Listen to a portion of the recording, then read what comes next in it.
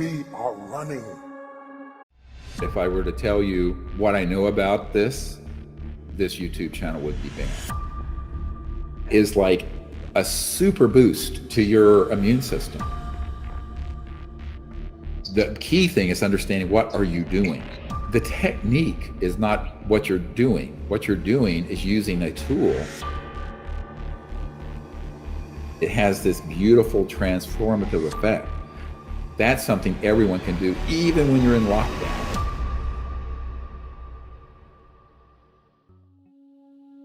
Mark Twain said, there are liars, damn liars, and statistics. Well, what does that mean? It means that you can do anything with statistics and manipulate them if you're clever. And I'm not trying to say there's any nefarious purpose here. I'm just saying that people who try to speak with more certainty than they should about something that we have a fraction of 1% of the public that's been tested on something that's this contagious is sort of, you just got to take it with a grain of salt, honestly.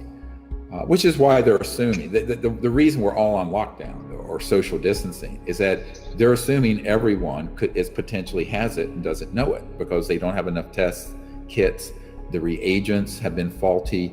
The CDC first batch of test kits in this country didn't work. I mean, it has been the most epic governmental failure that I've seen in my lifetime as a medical doctor. And that includes the horror of the 80s and 90s with the HIV crisis. But that's, as I said, that's water under the bridge. So what do we do now? And that's really kind of what I want to now kind of segue into. I certainly think we are in for some rough stuff for several months or a year, only because I think this pandemic is going to take that long to run its course. And we're probably going to, unless we're very lucky and in the summer it dies down and doesn't reemerge, but we don't know that yet. We don't know how this is going to behave. You can't predict that this will do that just because other viruses have.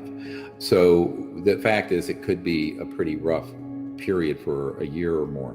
What my larger concern is that the havoc it will play in society in terms of the economy and unemployment. What I'm hoping is that people will be able to get back to normal in a few months. But I think if we do, people should be prepared in every way, everything I mean by that, for real preparation, that there could be a second wave that could even be more virulent than this first one.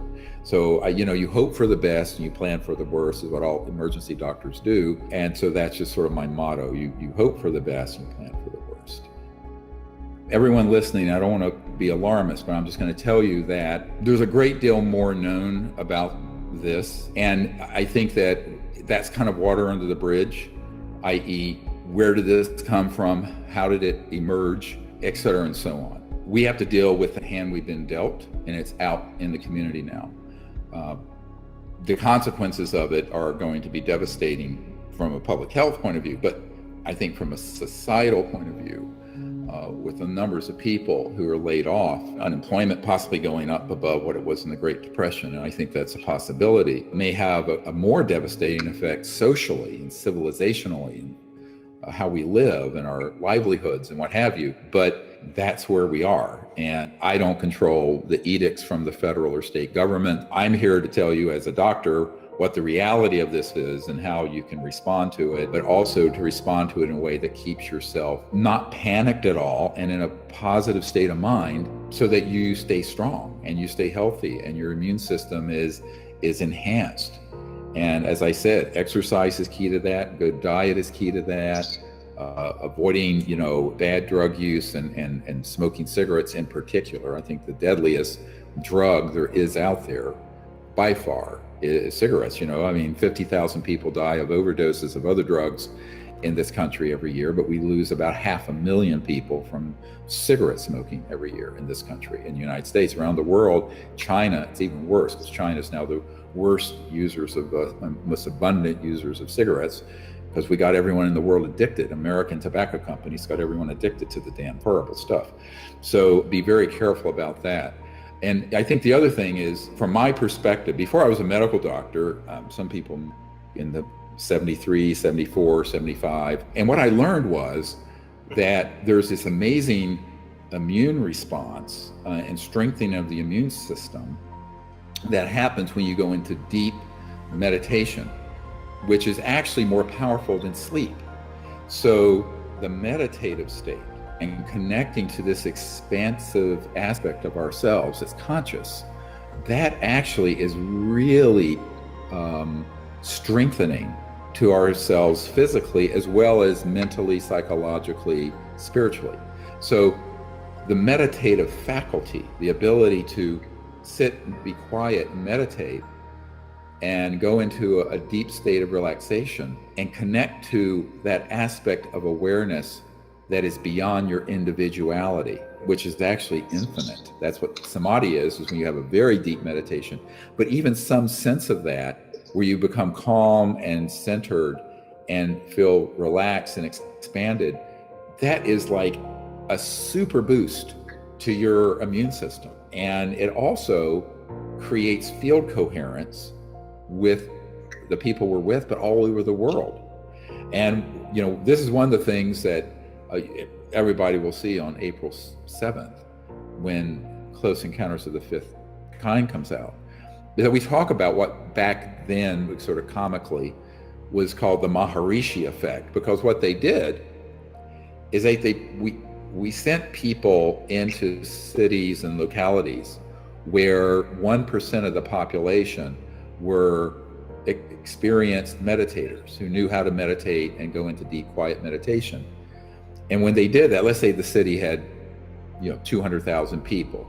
So that means you'd have 2,000 meditators in the city synced up meditating, deep meditations and prolonged. What they found was that hospital admissions went down, violence went down, shootings, crimes of all kinds went down.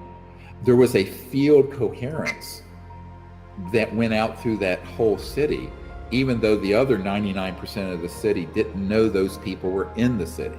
They didn't even know they were there. So it wasn't because there was social media saying, oh, there are all these people meditating, isn't that cool?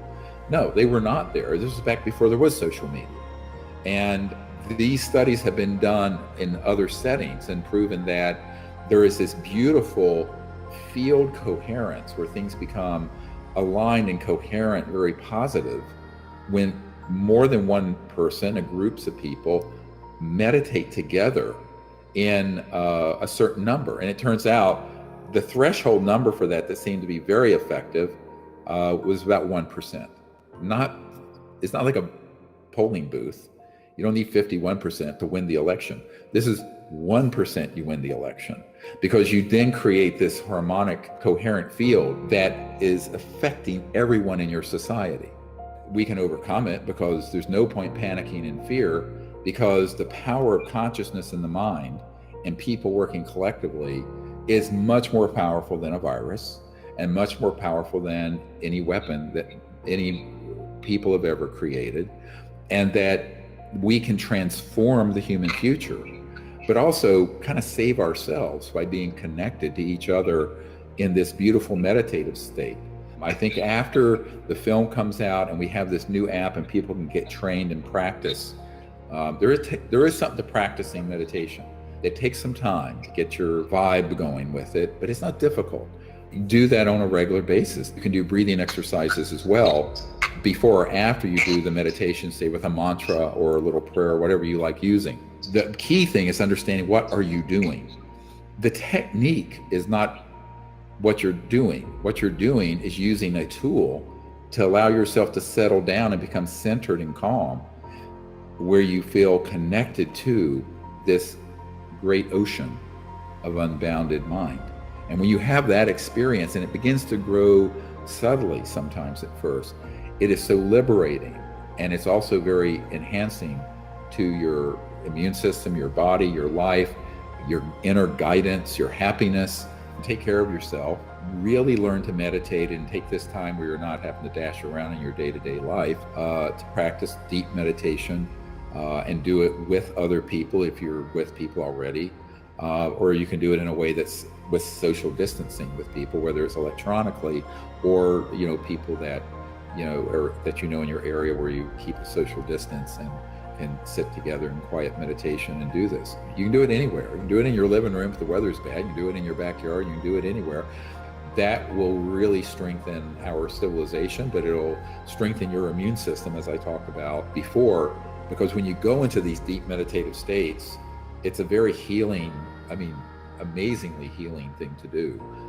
But it also strengthens your whole mind-body complex so that you are more resistant to. We are running out of time. What are you going to do with the time you have left? I say that if you don't reposition yourself, you could miss the best time in your life, in this season of life. Because we have got to change the way we think. We have got to change the way we function. We have got to change the way we deal with issues. And the reason that you have to begin to reposition the way you think and the way you function and the way you feel is that we many times are stuck between the lines of